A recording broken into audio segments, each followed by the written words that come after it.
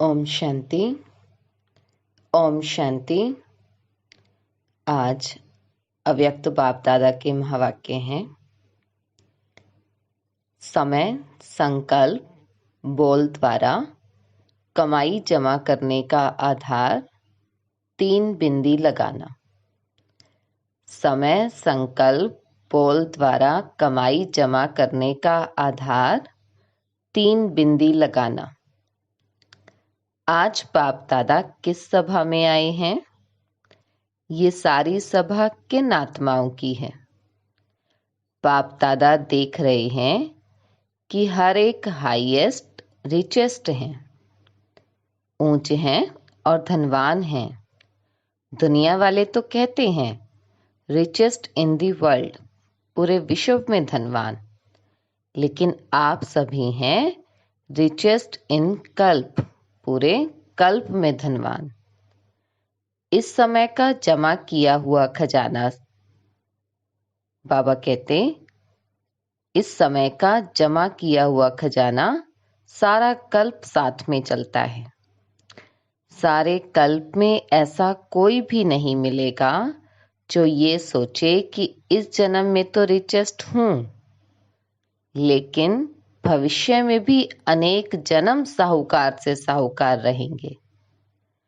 और आप सभी निश्चय और नशे से कहते हो कि हमारा ये खजाना अनेक जन्म साथ रहेगा। गारंटी है ना? तो ऐसा रिचेस्ट सारे कल्प में देखा। तो आज बाप दादा अपने शाहन के भी शाह, राजाओं के भी राजा बच्चों को देख रहे हैं। एक एक दिन में कितनी कमाई जमा करते हो, हिसाब निकालो। जमा का खाता कितना तीव्र गति से बढ़ता जा रहा है और बढ़ाने का साधन कितना सहज है। इसमें मेहनत है क्या? आपकी कमाई व जमा खाता बढ़ने का सबसे सहज साधन है बिंदी लगाते जाओ और बढ़ाते जाओ।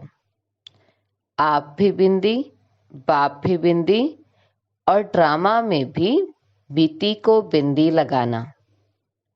तो कमाई का आधार है बिंदी लगाना, और कोई मात्रा है ही नहीं। क्या, क्यों, कैसे, ये क्वेश्चन मार्क की मात्रा, आश्चर्य की मात्रा किसी की आवश्यकता नहीं है, क्योंकि मास्टर नॉलेजफुल बन गए। तो कैसे शब्द ऐसे में बदल गया या अभी भी कैसे कैसे कहते हो पता नहीं।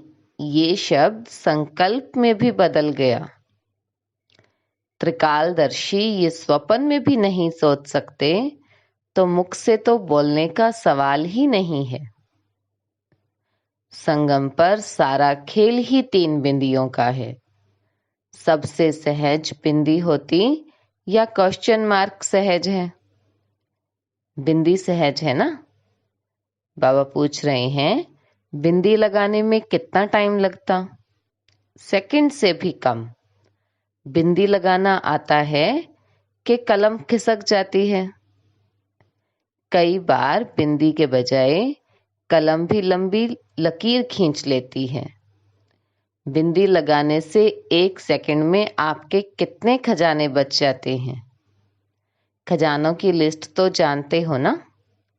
अगर बिंदी के बजाय और कोई मात्रा लगाते हो व लग जाती है, तो सोचो ज्ञान का खजाना गया, शक्तियों का खजाना गया, गुणों का खजाना गया, संकल्प का खजाना गया, एनर्जी गई, श्वास सफल के बजाय असफलता में गया, समय गया, कितना गया। लंबी लिस्ट हो गई ना? कितना कुछ बाबा ने बताया कि अगर बिंदी के बजाय कोई मात्रा लग जाती है तो ज्ञान का खजाना, शक्तियों का, गुणों का, संकल्प का, एनर्जी, श्वास, समय, बाबा कहते कितने खजाने चले गए। तो ये कभी भी नहीं सोचो कि 1-2 सेकंड ही तो गया, लेकिन 1 सेकंड में गवाया कितना? 1 सेकंड भी कितना भारी हो गया। हर समय अपने जमा का खाता बढ़ाते चलो। कमाया क्या और गवाया क्या? इन सभी खजानों में से कितने खजाने गवाए? बाप दादा भी बच्चों के जमा के खाते चेक करते रहते हैं। जब खाता देखते हैं तो मुस्कुराते रहते हैं। क्या देखते होंगे जो मुस्कुराते हैं? अमृत वेले मिलन भी मनाते, रूह रिहान भी करते, वायदे भी बहुत अच्छे करते कि ये करेंगे ये करेंगे, बहुत अच्छी अच्छी बातें करते हैं। लेकिन चलते चलते सारे दिन में कोई न कोई खजाना गवा भी देते हैं। फिर आधार क्या बनाते हैं? बाप दादा को भी अपनी अच्छी अच्छी बातें सुनाने लगते हैं। अगर व्यर्थ संकल्प चला तो क्या ये जमा हुआ या गवाया? तो फिर बातें क्या करते हैं? सिर्फ संकल्प में चला ना, वो तो ठीक हो जाएगा। बाप को भी दिलासे दिलाते हैं कि ठीक हो जाएगा। पुरुषार्थी है ना, संपूर्ण तो नहीं हुए हैं, हो जाएगा। तो बाप दादा कहते हैं कि ये गा गा के गीत सारे दिन में बहुत सुनते हैं, लेकिन ये भी कब तक? क्या अंत में संपूर्ण होना है कि बहुत काल के अभ्यास से बहुत काल का वर्षा पाना है? वर्षा अविनाशी चाहते हो ना? संपूर्ण वर्षा चाहते हो कि अधूरा चलेगा? और पुरुषार्थ में अधूरा पुरुषार्थ चलेगा?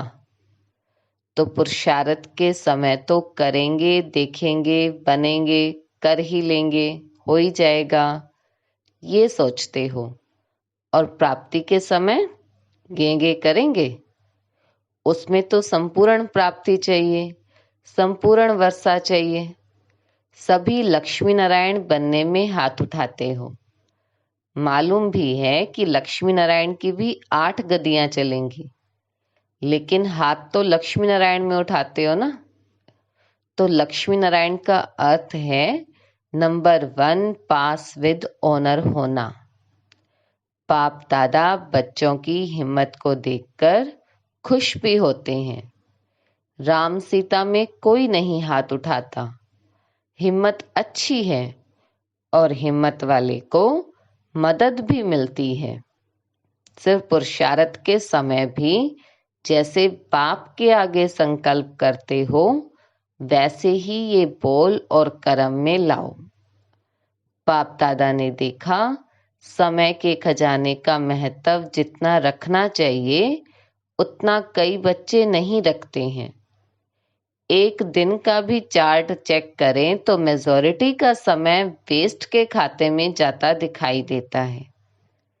द्वापर काल से व्यर्थ सुनने, देखने और फिर सोचने की आदत न चाहते भी आकर्षित कर लेती है, और इसी कारण समय का खजाना वेस्ट के खाते में चला जाता है।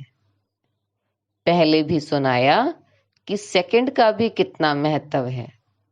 दूसरी बात, मेजॉरिटी व्यर्थ बोल में भी समय वेस्ट करते हैं।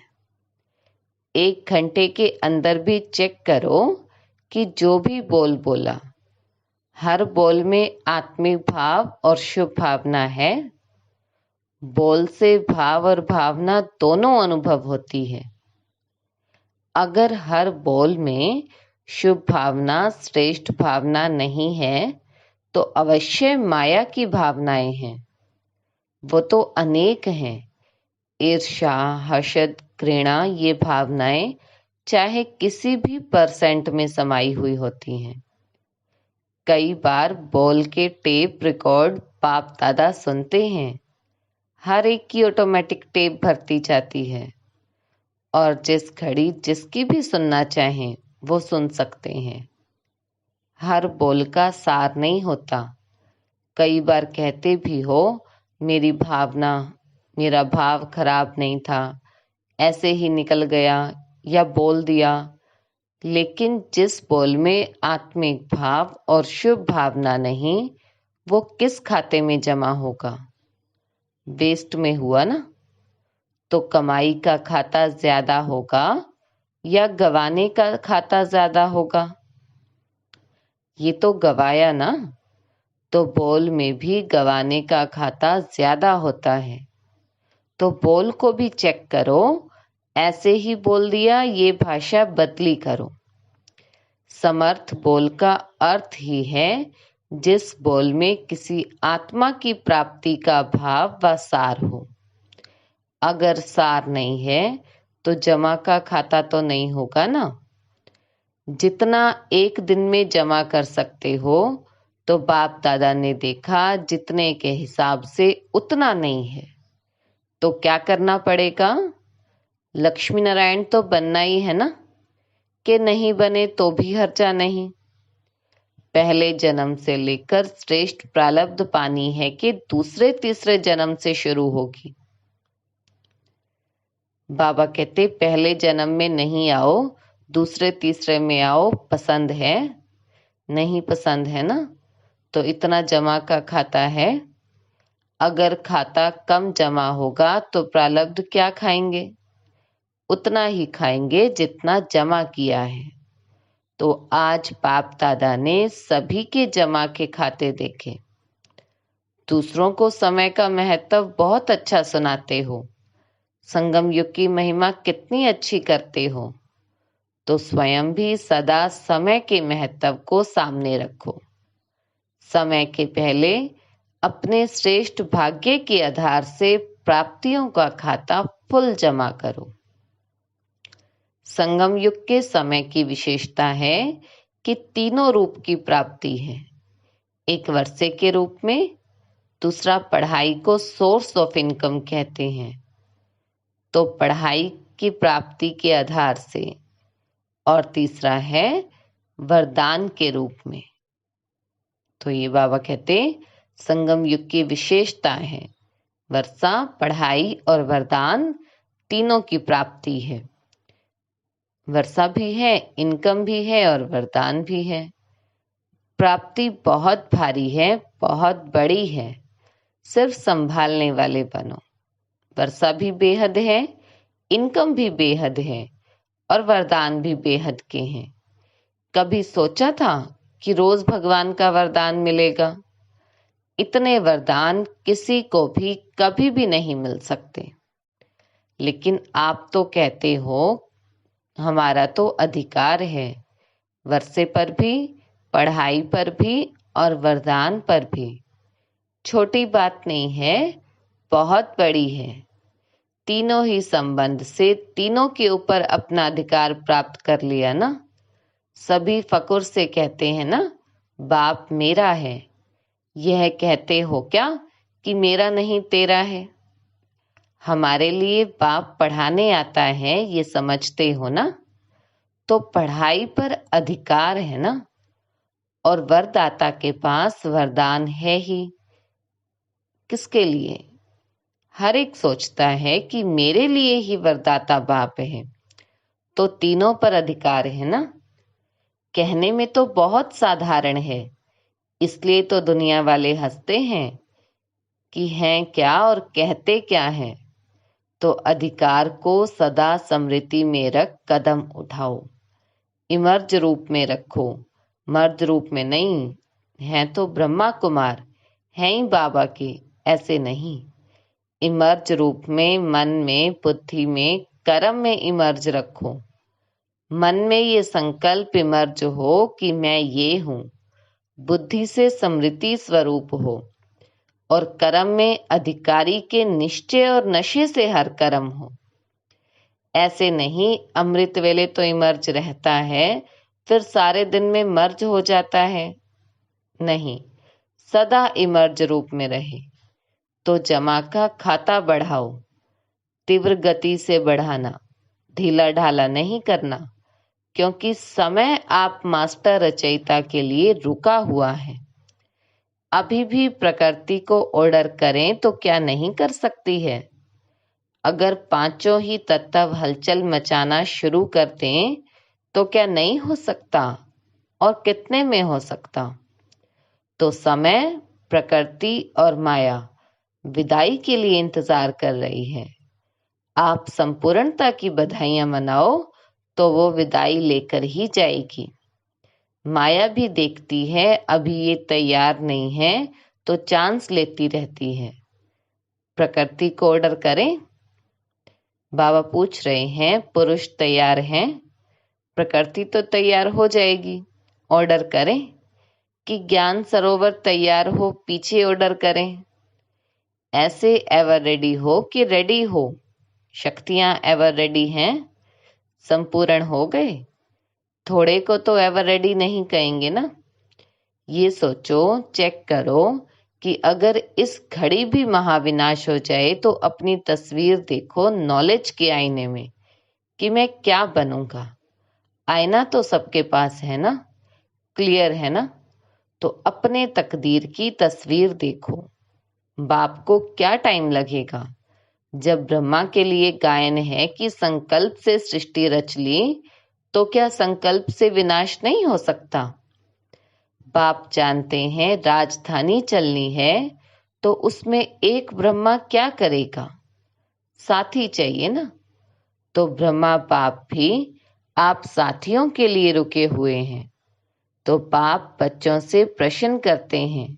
बच्चे तो बाप से प्रश्न बहुत कर चुके हैं। अभी बाप बच्चों से प्रश्न करते हैं कि डेट फिक्स करो।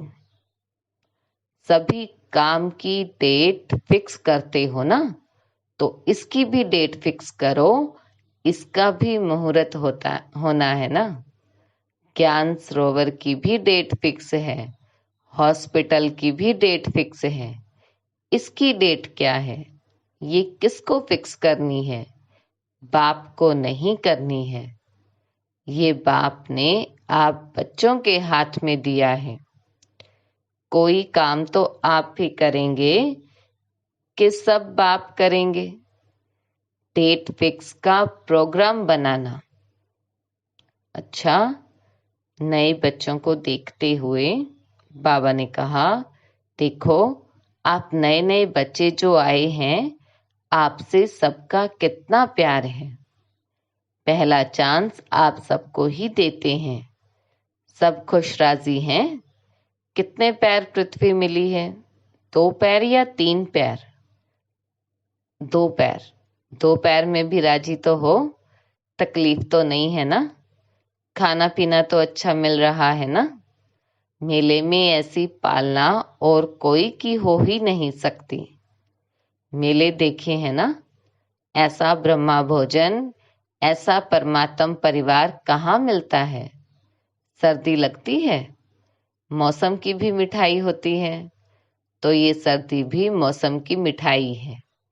मिठाई तो खानी चाहिए ना। सबको शालों की सौगात तो मिलती है ना। कोई मेले में ऐसी सौगात मिलती है या खाली होकर आते हो? अच्छा, नयों की दिल पूरी हुई। मधुबन देख लिया? पहले स्वप्न में था, अभी साकार में हो गया। कितना भी स्थान बढ़ाएंगे लेकिन कम होना ही है। क्यों? सोचो, अभी 9 लाख जमा हुए हैं। पहले जन्म की संख्या ही तैयार नहीं हुई है, वो तो होनी है ना। कितने मकान बनाएंगे, कितने ज्ञान सरोवर बनाएंगे? सभी कहते हैं संख्या बढ़ाओ। जितना संख्या बढ़ाएंगे उतनी संख्या दूसरे वर्ष और हो जाएगी, तो क्या करेंगे? जितना मिले उतने में राजी रहो। मेला भी करना है ना। तलहटी में ब्राह्मणों का विशाल संगठन होना है। बाबा कहते ये तो मेले में आने नहीं है, ये तो आ गए।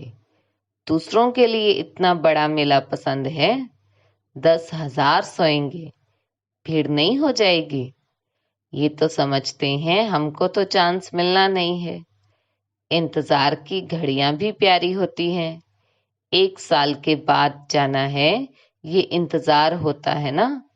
तो इंतजार में पुरुषार्थ कितना अच्छा चलता है। और जब होकर चले जाएंगे तो देख लिया, फिर क्या होगा? फिर अलबेलापन आएगा, नहीं आएगा? और आगे बढ़ेंगे। ये भी ड्रामा में जो विधि बनी है वो बहुत ही फायदे वाली है। 1 साल में पक्के तो हो जाते हो ना। 1 साल का जो बाबा ने नियम बनाया है बाबा से मिलने का, मधुबन देखने का, बाबा कहते उसमें पक्के हो जाते हो। नहीं तो कच्चे कच्चे आ जाते, फिर युद्ध करनी पड़ती। हर साल में आपके यहाँ मधुबन में इंटरनेशनल मेले कितने लगते हैं? अभी भी ये मेला क्या है? इंटरनेशनल है ना। देश विदेश सब तरफ के हैं ना। दुनिया वाले तो सोचते हैं इंटरनेशनल प्रोग्राम 5 साल में एक किया तो बहुत कर लिया, और मधुबन में कितने होते हैं पता पड़ता है। इंटरनेशनल मेला हो गया और सब खुश, मजा आता है ना। लेकिन आना टर्न पर।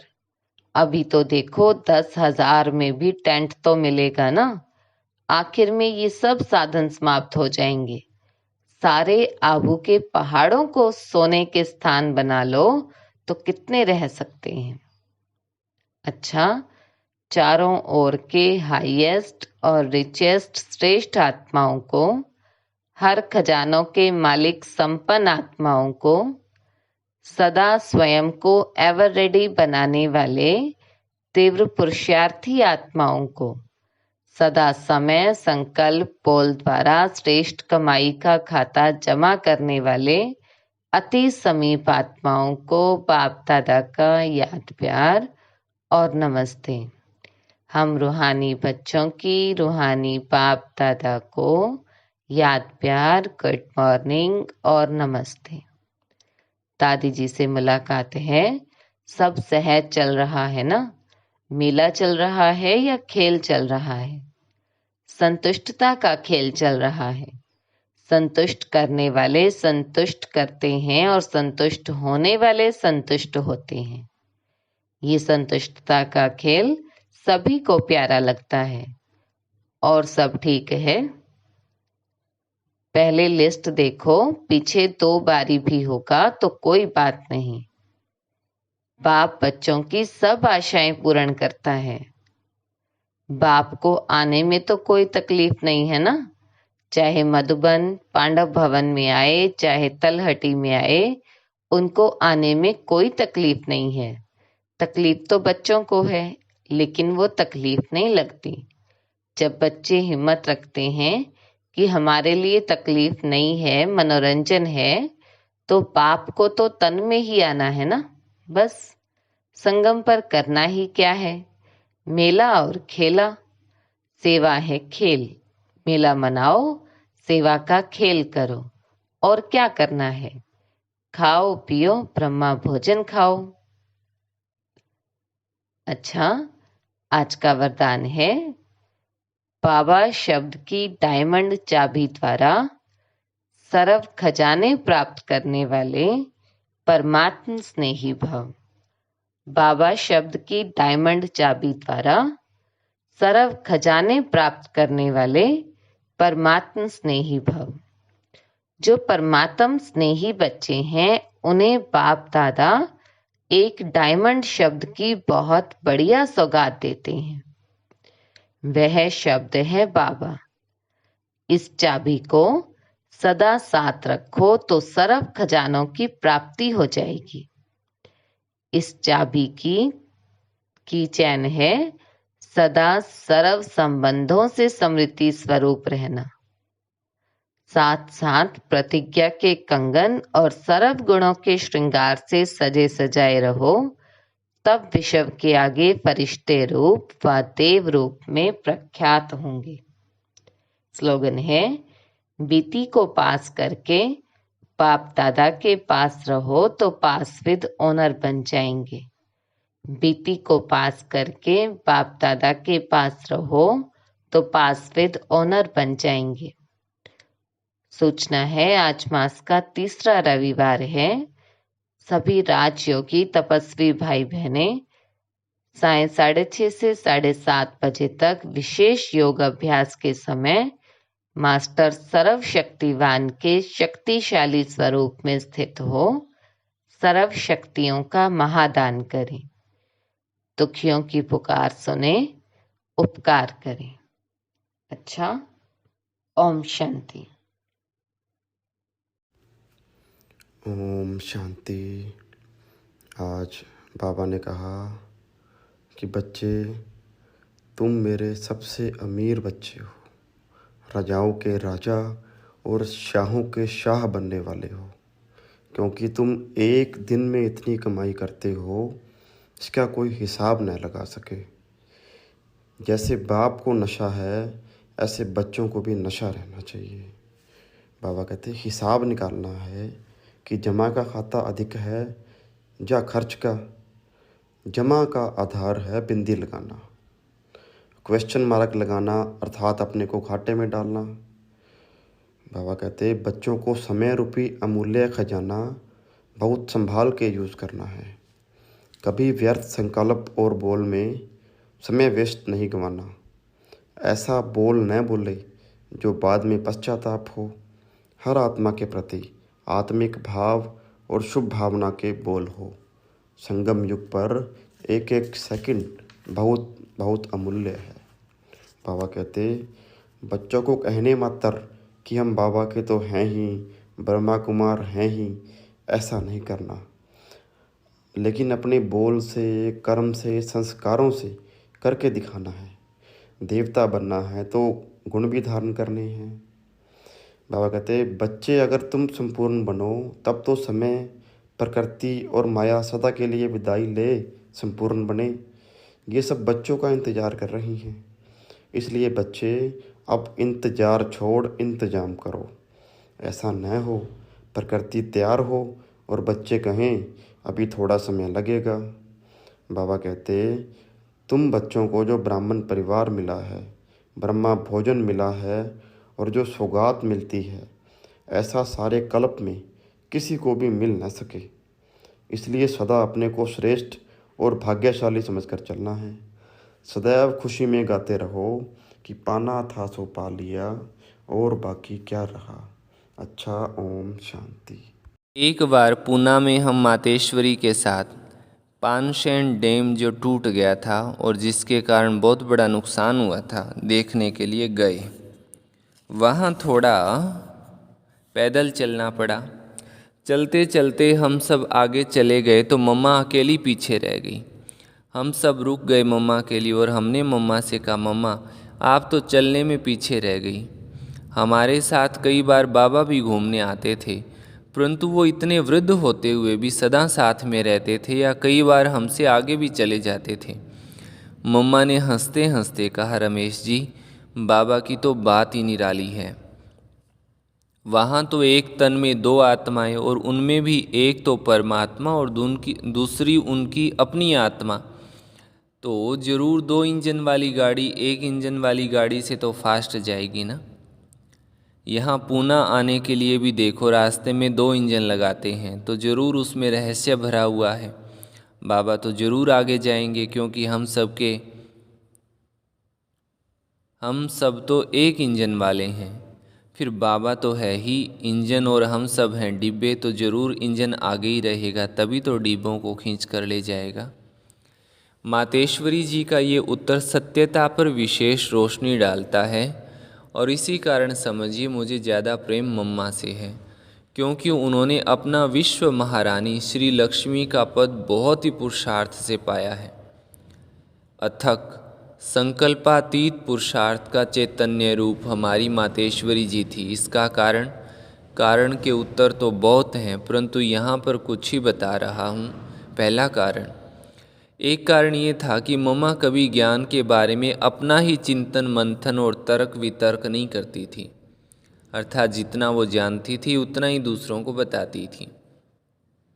ज्ञान की कई ऐसी बातें हैं जो परमात्मा ने अभी तक स्पष्ट नहीं बताई होंगी, तो उनके बारे में हम तर्क वितर्क करते थे कि ऐसा होगा या वैसा होगा, अर्थात हम अपनी मत को ईश्वरीय मत में मिलाने की चेष्टा करते हैं।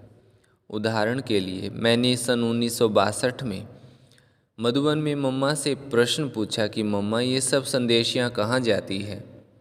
उस समय उनकी आत्मा शरीर में होती है या कहीं और स्थान पर होती है। मम्मा ने फौरन कहा कि इस बात पर अब तक बाबा ने रोशनी नहीं डाली है।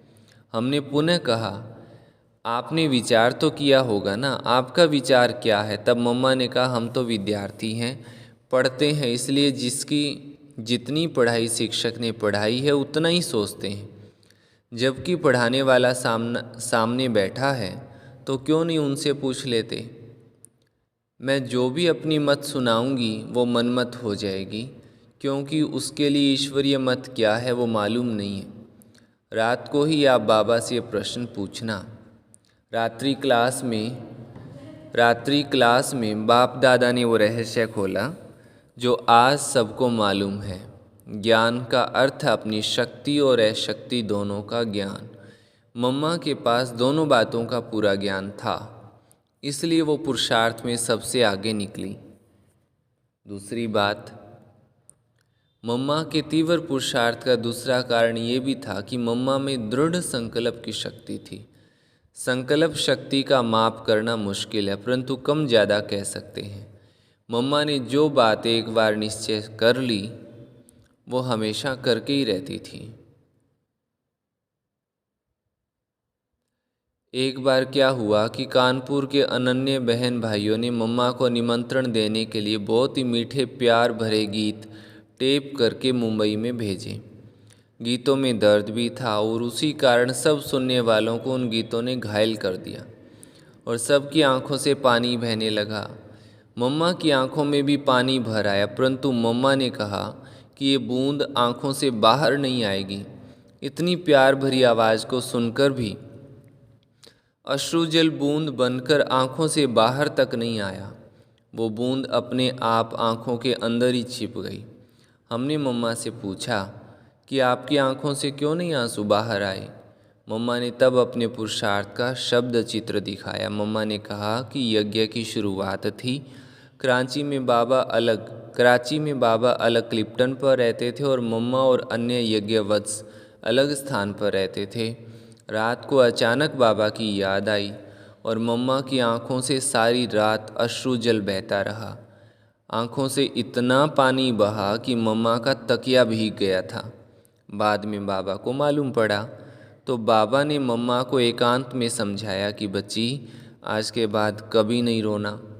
मम्मा ने कहा कि उस दिन से मैंने बाबा से वायदा किया है कि मेरी आंखों से एक भी बूंद आंसू नहीं गिरेगा। तब से आज तक मैं इस बात में नापास नहीं हुई हूँ। इसी कारण आज मैंने जब कानपुर के गीत सुने तब आपको बताया कि ये जल आँखों से बाहर नहीं निकलेगा। मम्मा से हमने एक बार पूछा था, मम्मा बचपन में आपने अपने भविष्य के बारे में कुछ सोचा होगा, आप क्या बनना चाहती थी? मम्मा ने कहा, उस समय तो भक्ति मार्ग की कल्पना थी। मैं सोचती थी कि मीरा आदि का गायन अभी तक सब करते हैं, तो मैं भी ऐसा कर्तव्य करके जाऊं जो सारी दुनिया मुझे याद करे। देखिए, सचमुच मम्मा ने अपने बचपन के संकल्प को सिद्ध करके दिखाया। अच्छा, ओम शांति।